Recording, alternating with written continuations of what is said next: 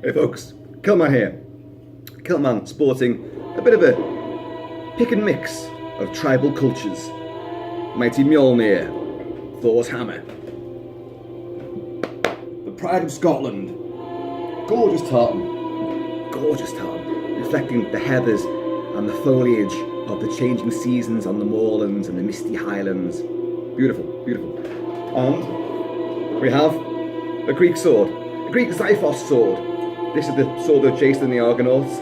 We've discussed it in a previous video, but it's perfectly apt for today's subject matter as well, because today we're talking about Troy, Achilles, Hector, go mano a mano. Brad Pitt, Eric Bana, Brendan Gleeson, Peter O'Toole as King Priam, Diane Kruger as Helen of Troy, the face that launched 1,000 ships, the massive Greek armada that goes to Troy to take back their princess, because bloody Trojan Prince as Hector. Trojan Prince, played by glass-jawed pretty boy Orlando Bloom.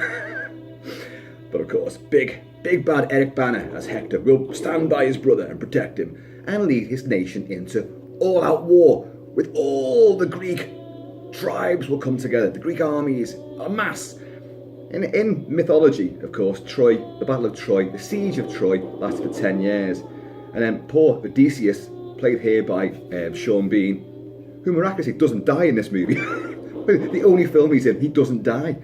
And he took 10 years to get back home to his wife in Homer's Odyssey, you know, which was, of course, Odyssey we get from the name Odysseus. Anyway, I'm going off on a tangent. So the film by Wolfgang Petersen sort of brings the whole scale down, although it's a huge, massively elaborate movie with thousands of extras, fantastic CG, great location work, fabulous fight choreography, a wonderful historical epic, lots of blood and snot and warts and all. But you basically have 3 battles, just like 3 or 4 little, no, well, not little, but big skirmishes, and they condense it down to a very short time period. But then again, even for a long film, 10 years would be a hell of a slog to do. But this was the film that Brad Pitt really wanted to do. He wanted to play. Sorry folks, there is a storm brewing outside here. There is one hell of a wind blowing, and it kept us all awake last night. I love it. I think it's great. You know, I love the sound of, you know, a raging storm. Anyway, and there's things blowing over in the air back on. That was probably a bin going over there. But Brad Pitt clearly wanted this to be his signature, definitive role. Now, he's a great actor in many films and in a vast array of characters. So he's got quite a good range, even for like a Hollywood star, you know. But Achilles got in terrific shape to play this part, and they gave him a terrific sort of fighting style, which is akin to what you see on the ancient Greek urns and vases and mosaics, where they'd have Greek warriors in a variety of sort of very athletic, balletic sort of stances, which are not conducive to actually real life fighting. So, together with his fight choreographer and his personal trainer, they worked out a system of how they could use those sort of poses to sort of athletic, balletic sort of fight choreography, and it really works. He does lots of wailing pirouettes. He leaps high in the air and stabs down, you know, on his opponents, and it works brilliantly. He is superb as Achilles. Now, I was going to do a video on the sword of Achilles because I was going to get it. Sadly, I have not ordered it because I can't get the original one. I don't mean the one that Achilles actually used. Come on, now, don't be silly. Can't afford that one. But Noble House, I think it was Noble House, originated the first replica sword, and it's an absolute work of art. But you can't get it now for love and money. It's completely sold out, and there are a number of replica copies out there from different manufacturers, but they're not as good. And I looked into getting one of these swords, and in the end, I kind of resigned myself to, no, if I can't get the proper one, then I'm not going to get it. So anyway, but it's similar to this, folks, of course. The Greek Xiphos blade, leaf-shaped blade. Yeah, I have discussed this at length. So anyway, you see like Achilles stabs high up, he leaps in the air, and it's just clever stuff. High sort of diagonals, you know, it's crazy. Only an athlete could perform such fighting prowess. But Wolfgang Petersen made the movie, and it is an absolute classic. When you watch it, make sure you watch the director's cut, because it's a much harder, nastier, far more brutal movie. The 15 rated, or, well, what would it be in America? PG-13 theatrical presentation is great, but it tones down the gore and the violence. That director's cut is unrated, and my God, it's a different movie. It's a much harder, scarier film. You really don't want to see another battle take place, because it's really nasty stuff. Plus the actual, when they break out of the air, the wooden horse, the Trojan horse, and open the gates and let all the Greeks in to Troy, that massacre is massively elaborated on, and yeah, they're flinging babies into fires, they're beating people up. It is horrible, sadistic stuff, and it changes the whole tone of the film to a much more brutal, harder version, and it's better. In every way, it's better. Originally, Gabriel Yared did the score for Troy, but his score was rejected at the last minute, and the great James Horner was brought in to do a replacement score. In a very short, time, he had to compose it, write it, orchestrate it, get it recorded, and it's a belter. I've heard Gabriel Yared's score, I've heard it, and it is good. It's a very good score, but I do much prefer what Horner came out with. So I'm going to play a few bits for you here. I'm going to play Achilles theme tune. Achilles, he is awesome. So this is what's it actually called? And you can get, there's two versions of the soundtrack as well, because you've got the original release of the soundtrack, which is an album presentation. A lot of it's missed out. I think it's only half the score. Here is pretty much the complete score, released by Intrada. Awesome 2-disc. Is it limited? I don't think it's limited. It's well worth getting hold of. All the scores there. So we need to hear Never Hesitate. This is where Achilles is training his cousin Patroclus, So let's get on it. Sorry, there is also a washing machine going. I don't know if I've picked the right times to do recording. A raging storm and a washing machine going. Kilt-Man. Heraldic, fanfare. It's bold. It's brave. It's a theme of champions, Greek gods. Achilles was a demigod. He was the son of a god. One weak spot. His heel.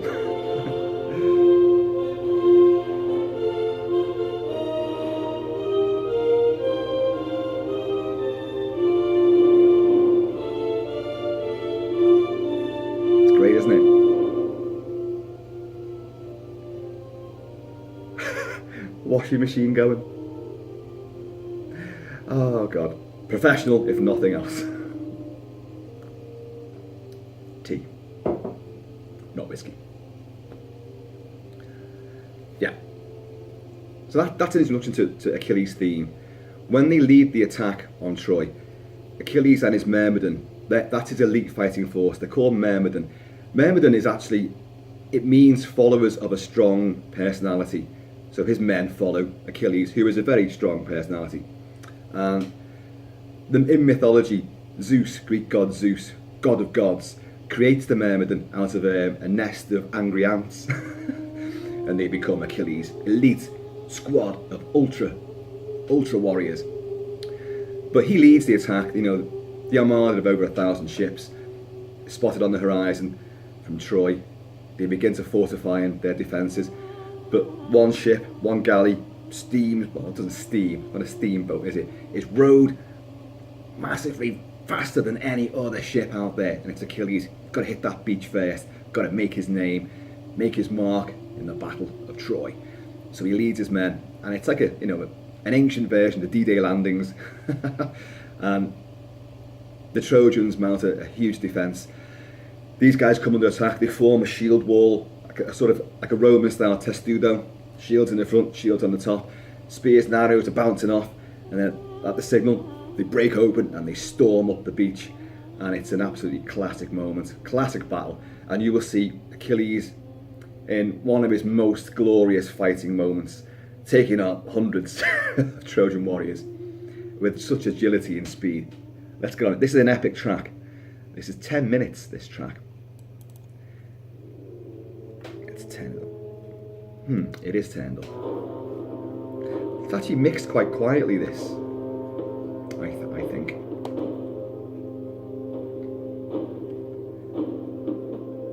That washing machine's finished, so you're going to hear some beeps.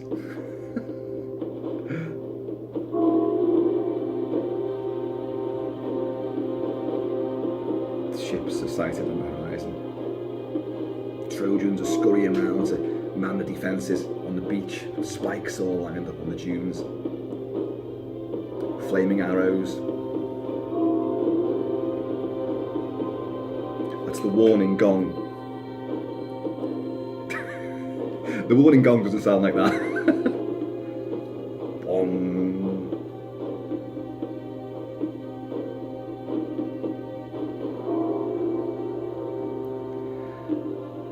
You've got, what's his name? Brian Cox, who was in a lot of historical movies at this time. Because this was the period after Gladiator came out. And you had a whole slew, Kingdom of Heaven, Robin Hood, a lot of historical stuff. Troy, obviously. And Troy's one of the better ones, I would say. But Brendan Gleeson and Brian Cox appeared in a lot of these movies. They've just got those faces and those voices from a bygone time. And he plays King Agamemnon, who has a very bitter sort of power struggle and a big personality clash with Achilles. Because Achilles is a soldier, a fighter, a warrior, a hero. Agamemnon's just a bully boy with royal blood, waging war just because he's greedy. Just wants to extend his empire. So he butts heads with Achilles, who is at least as noble.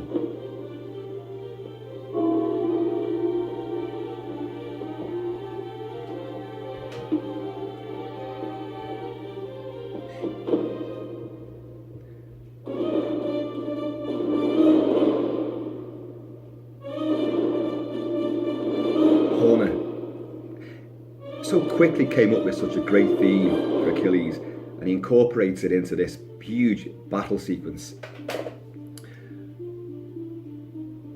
But he builds it up. This is a huge track of little vignettes, segments that will rise in crescendo, build upon each other, layer upon layer. All the orchestra involved. Beautiful strings, fantastic brass work. The woods are all brought into play. Percussion is amazing.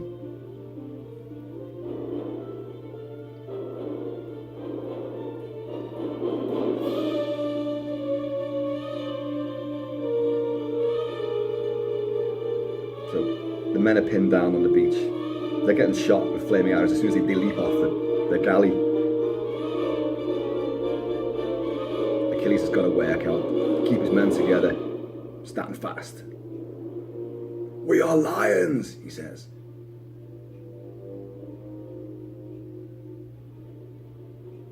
"You know what lies beyond that beach? Immortality. Take it, it's yours."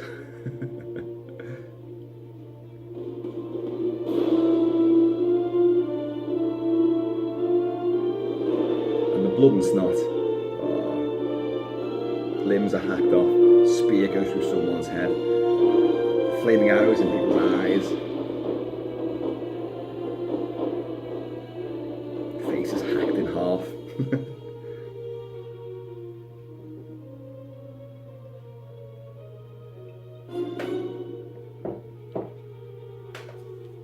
Hellboy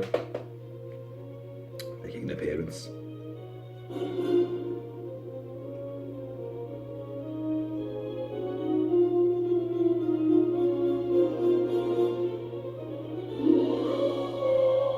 I do apologise for how quiet this is.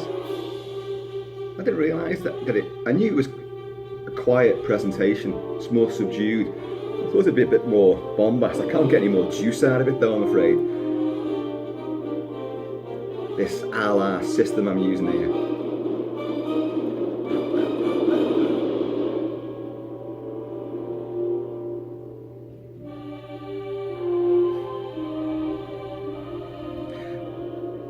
This was also a time when there was a lot of wailing women on these historical pieces. You know, Lisa Gerrard on Gladiator sort of opened the gates for a lot of wailing women. And there is a fair bit of female wailing and warbling on the Troy soundtrack. But it's perfectly in keeping. It fits with the theme and the cultures. It sounds authentic, you know. I don't have a problem with that.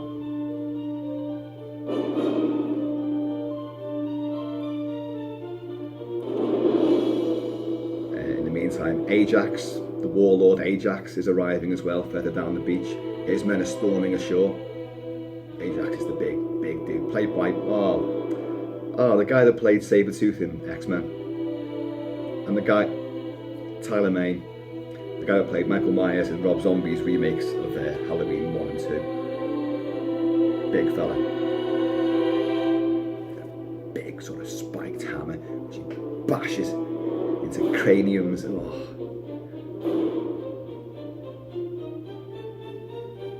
But Achilles inspires everyone. Here he goes, charging up the beach.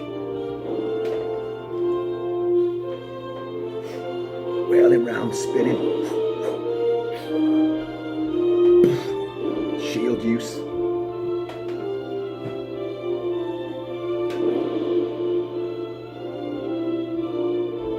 I live for this shit, you know.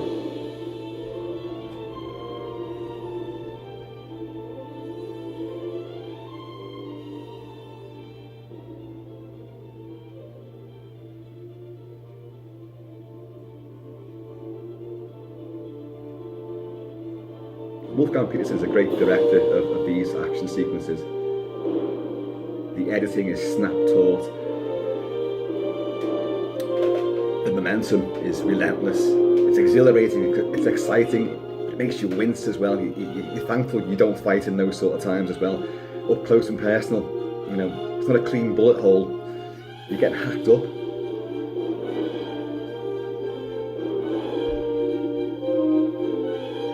Achilles and his men will sack the temple of Apollo, desecrate it, because he doesn't give a shit. He's making his mark, you know, and he will hack the head off the statue of Apollo.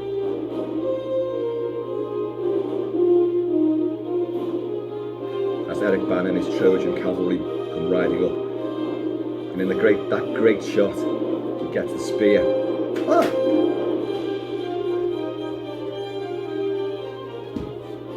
One I made earlier, and he'll lash it an impossible, almost Olympian distance, and it'll take out one of Hector, Eric Bana's lieutenants.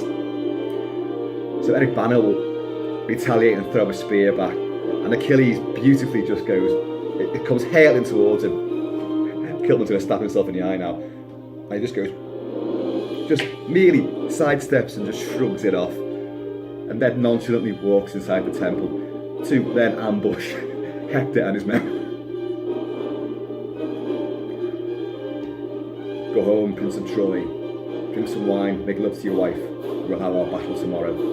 It's too early in the day for killing princes.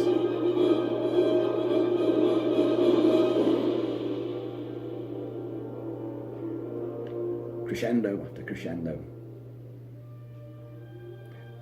This is the bit with the spear going past him. Great sequence.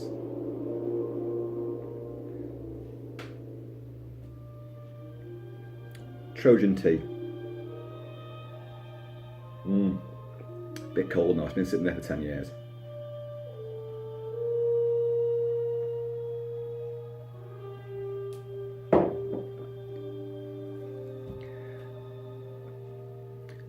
Yeah, so they have their confrontation, but their big fight comes later on. And my God, that is a hell of a fight. That's the mano-a-mano battle. Because of his altercations with King Agamemnon, Achilles won't fight in the the big battle actually at the gates of Troy, he orders his myrmidon to stand down, and he won't fight for a king he doesn't acknowledge or recognise. But later on, when he's lying in his tent, seemingly Achilles will lead the myrmidon into battle as the Trojans are attacking at dawn. He leads his men, he fights magnificently, and then he squares off with Hector, Eric Bana, the Trojan champion, and the two will fight. And in front of everybody who stands around to watch this fight, instead of fighting each other, they watch these two heroes going at it. Hector wins and slices the throat of Achilles. Only when they remove the helmet, it's not Achilles, it's Patroclus, who is because he's so inspired and wants to fight and wants to be like his cousin. And he looks like him, he moves like him, he wore your armour, he moved like you, he fought like you, we thought it was you. And Eric Bana has to kill him, put him out of his misery because he's gurgling blood and coughing and belching with gore. So he gives him the honour of his sword. But of course, even though it was a genuine mistake, and it is fucking war for God's sake, Achilles takes it personally, and Achilles is like, no, I'm going to go to the gates of Troy. I'm now back in the fight because you've took down my cousin. I'm taking you down. And he'll stand outside the gates, the massive, massive, beautiful gates of this walled city of Troy. Hector! Hector! And he'll shout and shout until the fucker comes out, like, and they have their battle. And I'm going to play that for you now, because it's a beautiful sort of, it's just percussion, very tribal. Let's get to it. Let's find it. And I think it is, hang on, track, what is it? It's called Single Combat, track 6.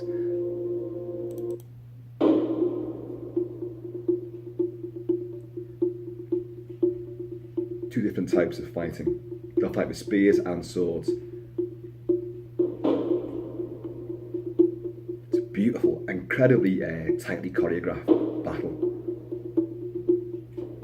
It's old drums, ancient drums.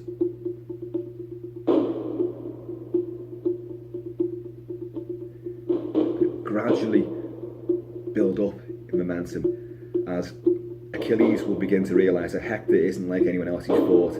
Hector's pretty damn good. Although, let's be honest, doesn't stand a fucking chance against Achilles. Achilles is the main man,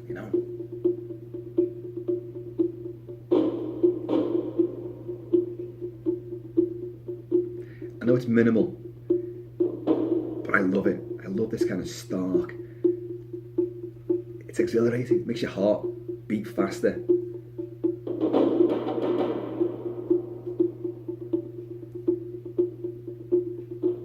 The beat will get slightly more intense.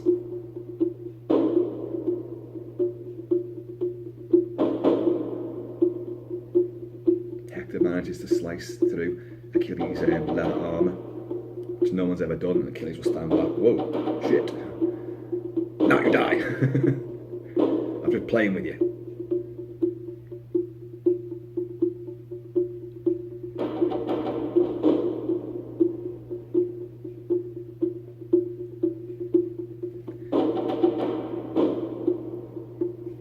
This cue also reminds me of the track Preparations from Rambo 3 by Jerry Goldsmith, which is the cue that plays over the awesome stick fighting sequence at the start of Rambo 3. I'm going to play that tune at some point because I love that as well. It's very similar, it's just a beat.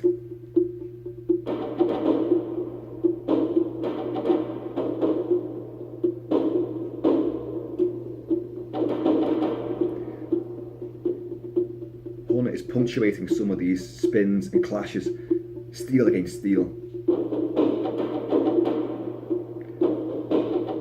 But we know how it's going to end, and it won't be pretty.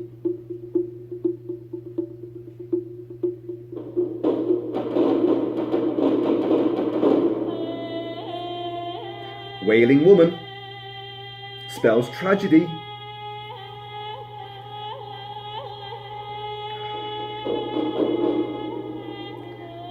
Down goes Achilles, down goes Hector.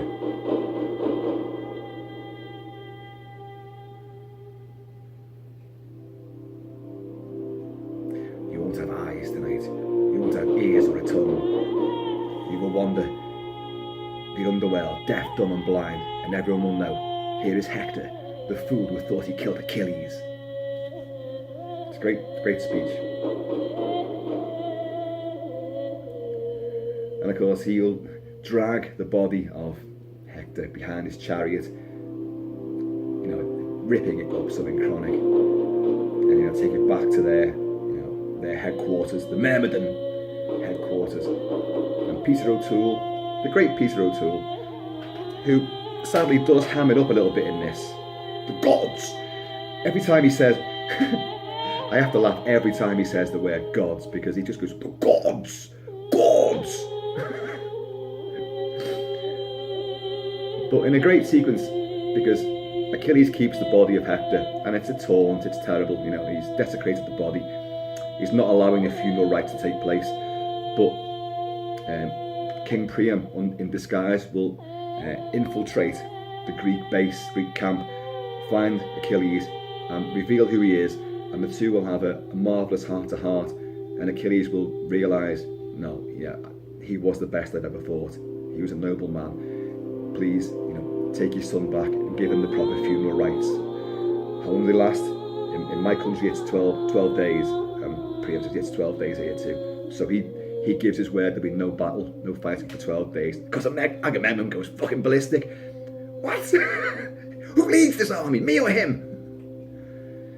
They will carve Agamemnon in the stone. Achilles is just written in the sand and he'll be washed away.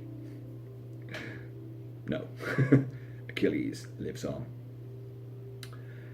Yeah, so that was a bit of a whistle-stop tour of Troy. And I love it. I think it's a great movie. I recommend this soundtrack wholeheartedly. And as I say, if you've only got the theatrical version of Troy, then you ain't seen it. Because that's the version to get, the director's cut. Much harder, much more brutal, far more scope and ambition to it. There's not just more gore, there's more sequences in the film as well in the extended version. I recommend it. It is a jaw-dropping spectacle.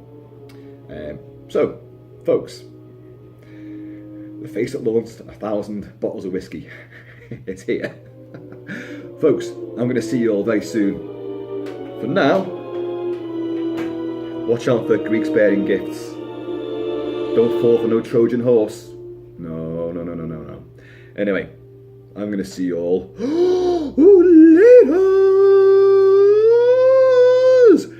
later. Hector!